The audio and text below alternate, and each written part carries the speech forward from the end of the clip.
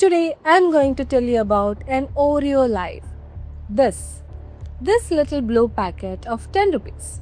You can find it in every little shop, every school canteen, every airport, every hospital waiting room in India. And if I want you to look at the front of it with me right now, what do you see? A cheerful blue, a fun logo, 3 little cookies, the word deliciously twisted, or like chocolately sandwiched biscuits. It looks completely harmless. Now I want you to look at the back because this is where the company tells you what they exactly put inside. And if you cannot read it right now, I am going to read it for you. And today, we are not just talking about a biscuit. We are talking about a product that, in a controlled scientific study on animals, activated the pleasure centers of the brain at levels comparable to and in some measurements higher than cocaine. We are talking about a product that contains a sweetener associated with reduced satiety signaling in some studies. And we are talking about a company that, when confronted with all of this, had exactly one sentence to say. I will get to that sentence. Stay tuned.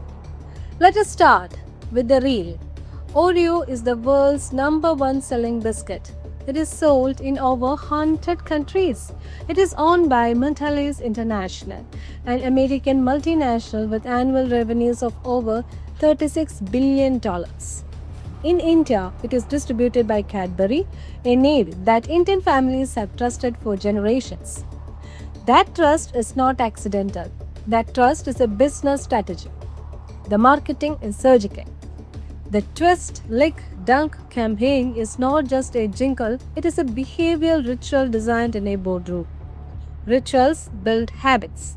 Habits in childhood can become long-term consumption patterns.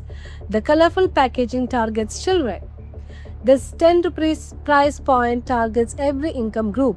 McDonald's serves it. Domino's uses it. Swiggy promotes it. It is in every Tier 1 and Tier 2 city. It reaches villages that do not yet have even electricity reliable. Mondelez knows exactly who is eating this product. They know the age group. They know the income group. They know the geography. Every single marketing decision you have ever seen for Oreo, the ads, the price, the placement, is built around one objective: volume and maximum consumption. Maximum repeat purchase. That is the real. Now let us look at the record. In 2013, researchers at Connecticut College in the United States ran an experiment specifically on Oreo. They built a maze. On one side of the maze, cookie, and on the other side, these Oreo biscuits. They placed lab rats in the center and measured time spent on each side. The result: the rats spent as much time and in several runs more time on the Oreo side as they did on the cooking side. But the researchers did not stop there. They went inside the brain. They measured activations of the nucleus accumbens, the brain's primary pleasure center, the same region that fires when a person consumes highly rewarding substances. When the rats ate Oreo, this pleasure center activated as strongly as, and in several measurements more strongly than, it did with cocaine.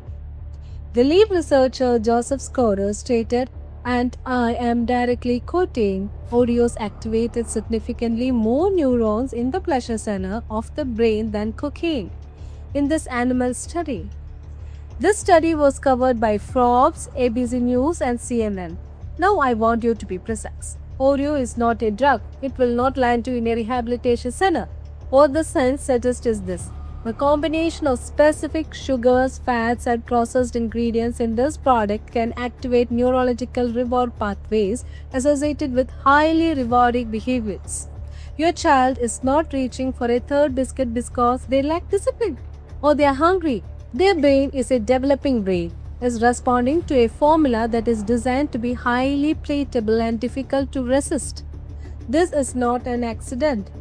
That is modern food design. First, high fructose corn syrup. This is not a regular sugar.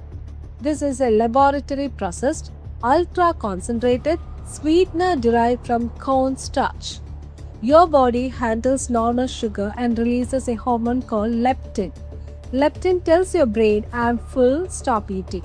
High fructose corn soup may not trigger satiety signals in the same way as regular sugar in some contexts. So your child finishes all 4 biscuits and their brains may still signal hunger. This is not a character flaw in your child, this is chemistry. Second, butylated hydroxytoluene, BHT. You will find it here on the label. BHT is a synthetic preservative. It is classified as a food addictive in India. It is regulated with usage levels in multiple countries including Japan and parts of Europe. Multiple studies cited in programs associated with World Health Organization have examined its effect, including potential concerns with long-term exposure at higher levels. The key word is regular. The key word is children. And third, refined palm oil. This product contains more than 33% saturated fat per reported nutritional data sources.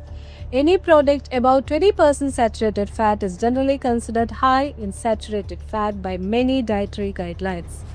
Consistent consumption of this level of saturated fat is associated with elevated LDL cholesterol, your doctor's bad cholesterol, which is a documented risk factor for cardiovascular disease over time.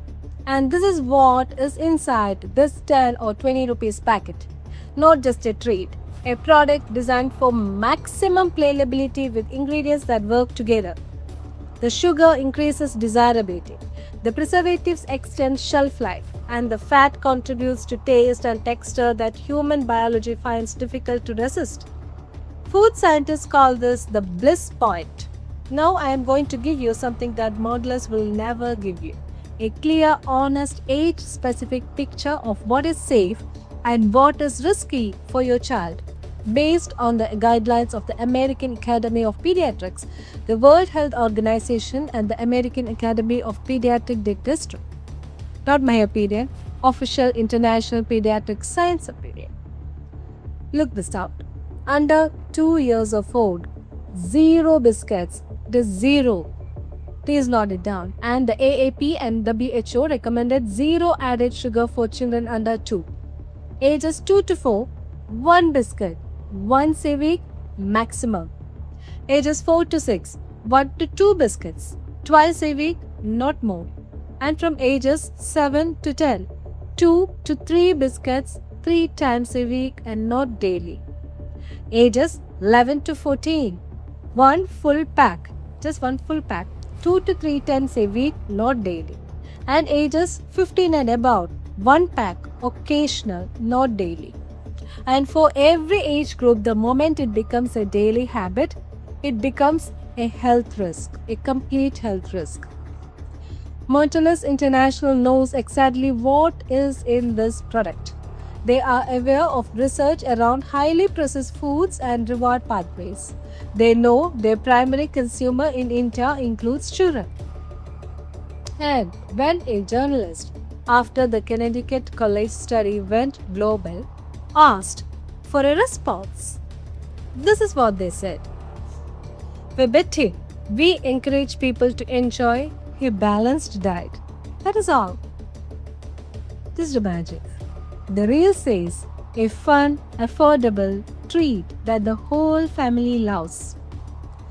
That gives treat to the children. But the record says a highly processed product containing significant added sugar and fat designed to be highly palatable and best consumed in moderation, especially for children. You now have both the sides. The truth is always on the back. Just flip it and see it. This is Chandni. I'll see you for the next one. Till then, stay safe, stay healthy.